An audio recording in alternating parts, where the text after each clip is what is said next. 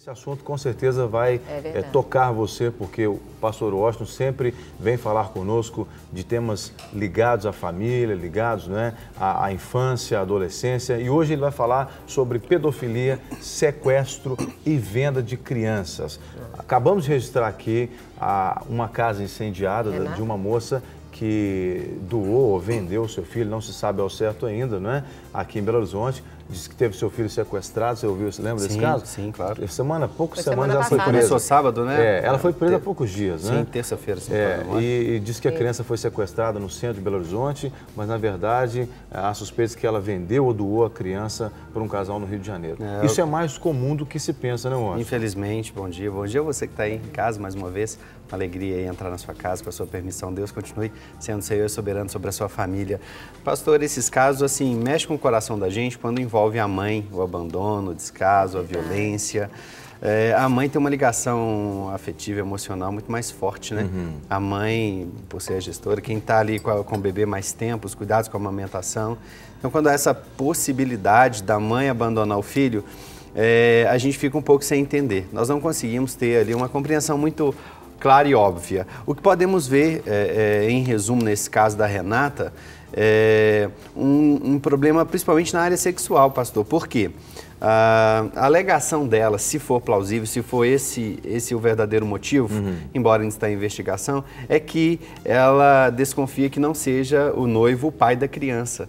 E por isso ela então tomou a decisão de abandonar a criança, de entregar a criança e trocou, se não me falha a memória, 90 e poucas mensagens, 96 mensagens com esse casal de adolescentes carioca, sobre a possibilidade de entregar a criança. Parece que eles fizeram até um fake, né? Que é uma página no Facebook falsa para poder negociar isso. Pois é, mas olha a motivação só. Ela não queria ficar mal com o noivo? Isso, ela diz que provavelmente o exame de paternidade, o exame de DNA está sendo feito, provavelmente deve ficar pronto essa semana, mas a alegação dela é que provavelmente ele não é o pai e por isso a insegurança não ia aceitar. Então o noivado, o casamento, a união com aquele moço era mais importante do que a maternidade. Independente de ser ele ou não o pai, ela é a mãe.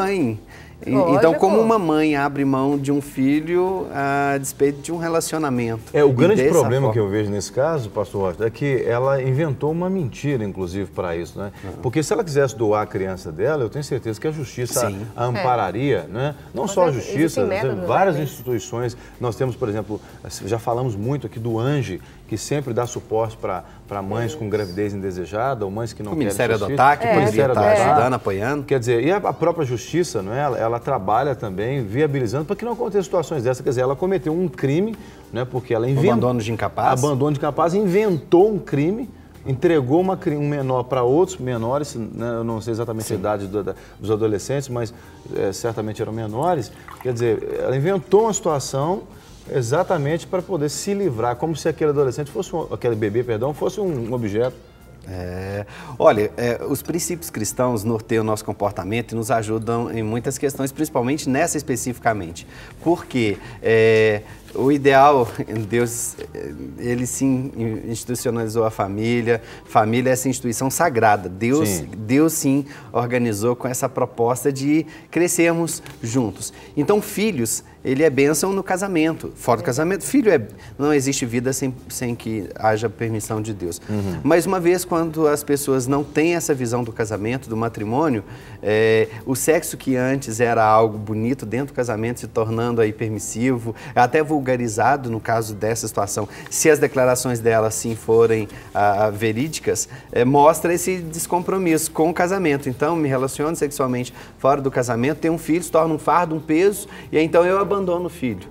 Não deveria ser assim. Se voltarmos às origens, à palavra, como Deus nos diz, ou seja, o sexo seguro, o sexo abençoado, filhos seguros, o ideal é dentro do casamento. Você pode aí analisar o Salmo 128, fala sobre essa família bem-aventurada, mais que feliz, né? Nós queremos ouvir a sua opinião. Você que está em casa, né? Fala conosco a respeito desse assunto. O que você acha disso, né? Essas pessoas que acabam entregando os filhos de qualquer forma, ou talvez até abusam, né, das crianças, porque a gente vai falar de pedofilia também, que é um dos assuntos de especialidade do pastor Washington Sá. Então participe conosco pelos nossos canais de interatividade que vão passar aqui na sua tela. E esses casos, eles podem inclusive também abrir espaço para outros crimes, como a própria pedofilia que a gente está citando aqui. Pode, pastor. E o histórico dessa menina também não deve ser o melhor, né? Ou seja, o contexto familiar dela também. Se ela tivesse sido educada num contexto familiar de cuidados, não sei como foi a educação dela. Nós tivemos a oportunidade de conhecer a estrutura familiar do qual ela se desenvolveu. Mas as nossas bases, elas norteiam as nossas escolhas e comportamentos. Então, uma vez que ela não sente um amor de mãe pelo bebê, a ponto de entregar o bebê, como foi o amor que ela recebeu? Como foi o seu desenvolvimento? Quais são as possibilidades que ela considera da relação mãe e filho? Uma vez estivemos discutindo, eu tive uma palestra com pessoas ali na área do governo do Estado, na Assembleia Legislativa, sobre aborto, e abordamos essa ótica, o preparo das meninas, das crianças, desde nova. Hoje a gente vê que as crianças estão perdendo o foco da brincadeira, onde elas crescem o estímulo por maternidade. Bonecas que ensinavam o cuidado de trocar roupinha, dar comidinha, cozinha, o meu bebê, agora é o tablet, agora é o videogame. Agora é a sensualidade, a mídia. E as meninas, então, com as brincadeiras, infelizmente, muitos dos psicopedagogos e até psicólogos orientando que não há mais brincadeiras para meninos e meninas, unissex. Então, essas meninas estão perdendo. Pulando uma etapa. E ela é dessa geração Y. Ela, 19 anos, ela é uma jovem que cresceu já nesse contexto novo, onde as meninas não são mais preparadas para a maternidade. A gente esquece da Bíblia. Tito, capítulo 2. Você que está em casa, pega depois a sua Bíblia. Veja aí qual é o papel da mais velha com as mais novas, como ensinar, quais são os assuntos a serem ensinados, a serem boas donas de casa, a amarem o marido, a ser sujeito ao esposo, a cuidar dos filhos. O pastor Jean é um homem de Deus, tenho certeza que ele está achando o texto que é pedindo, vai ler para você, você vai poder ter essa oportunidade, logo no começo de Tito, mostrando essa responsabilidade do papai e da mamãe na formação dos filhos. Provérbios 22:6 fala sobre ensinar a criança no caminho que deve andar e quando envelhecer não esquece dele. E a propósito, ontem, pastor Jean, foi a consagração da Maitê. Que bênção. Foi no culto das 15 horas. Maitê, filha Maitê, do pastor um beijo, Que nossa delícia. bebezinha de 4 meses. Já tá Papai com 4 meses. tem a expectativa aí de ensinar a Maitê no caminho certo, para quando ela crescer não desviar deste caminho, que é Jesus, que é a palavra. Você falou aí sobre a questão do papel das pessoas mais velhas aqui. A gente falou no devocional agora há pouco, não sei se você já tinha chegado aqui no estúdio, sobre os mais velhos, né, poderem compartilhar a experiência não tinha chegado. Com os jovens e os jovens procurarem aprender. E é exatamente o que está escrito aqui no texto citado pelo pastor Washington, que é o capítulo 2 de Tito, né, na carta do apóstolo Paulo, escrita então para orientar as pessoas dessa comunidade aqui especificamente. Ele diz assim, você, a partir do versículo 1, você, porém, fale o que está de acordo com a sã doutrina. Ensine os homens mais velhos a serem moderados, dignos de respeito, sensatos, sadios na fé, no amor e na perseverança. Aí eu queria abrir um parênteses aqui para falar sobre um outro caso também de pedofilia que está rolando aí na mídia nacional, que é uma mãe no Rio de Janeiro que está presa, suspeita de vender sexo com as filhas adolescentes, crianças, na verdade, quando tinham 9, 7, 8... Vendeu a virgindade por Vendeu 50 a virgindade reais. por 50 reais. De uma das filhas. E aí eu estava vendo a matéria essa semana, foram, se não me engano, 5 homens idosos presos. E, pasmem, homens de... Acho que o mais novo devia ter mais de 58 anos de idade.